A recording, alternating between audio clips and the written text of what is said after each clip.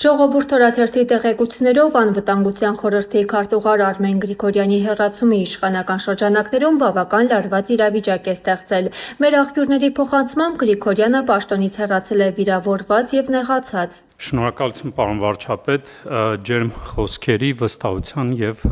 համատեղ աշխատանքի համար։ Մասնավորապես Ժողովուրդ օրաթերթի իշխանական աղբյուրները փոխանցում են, որ երեկ վաղ առավոտից Հայաստանի Հանրապետության վարչապետ Նիկոլ Փաշինյանը փորձել է համոզել Արմեն Գրիգորյանին չհեռանալ եւ առաջարկել է նրան շարունակել աշխատանքը որպես իր գլխավոր խորհրդական, սակայն Գրիգորյանը կտրականապես մերժել է առաջարկը։ Ավելին, մեր աղբյուրների փոխանցմամբ Արմեն Գրիգորյանը մինչև վերջին պահը համաձայնել է հեռանալ անվտանգության խորհրդի քարտուղարի պաշտոնից, սակայն Նիկոլ Փաշինյանը, չնայած իշխանական շրջանակների ներսում հնչած հակափաստարկներին, չի փոխել իր որոշումը։ Միևնույն ժամանակ Ժողովուրդ օրաթերթի իշխանական աղբյուրները փոխանցում են, որ Ալեն Սիմոնյանի նոր պաշտոնում նշանակվելու մասին իշխանական շրջանակներում նախապես որևէ տեղեկություն չի եղել։ Թիմակիցներից շատերը նույնիսկ չեն պատկերացրել, որ նման որոշում կարող է կայացվել այսքան կարճ ժամանակահատվածում։ Կարծում եմ, որ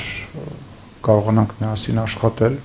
Ավելին, մեր տեղեկություններով թիմակիցներին վստահեցվել էր, որ Ալեն Սիմոնյանը բավական երկար ժամանակով հեռանալու է կառավարական ասպարեզից եւ ակտիվ քաղաքական գործընթացներից դուրս է գալու։ Արդյունքում իշխանական թիմում մեր աղբյուրների փոխանցմամբ բավական լարված իրավիճակ է ստեղծվել, թե հատկապես ինչ հանգամանքներում է կայացվել Արմեն Գրիգորյանին պաշտոնից հեռացնելու եւ նրա փոխարեն Ալեն Սիմոնյանի նշանակելու վերջնական որոշումը դեռևս քննարկման առարկա է իշխանական շրջանակներում։ Շատերը համարում են, որ հեղափոխության ակունքներում կանգնած Արմեն Գրիգորյանին նեղացնելը ճիշտ չէր։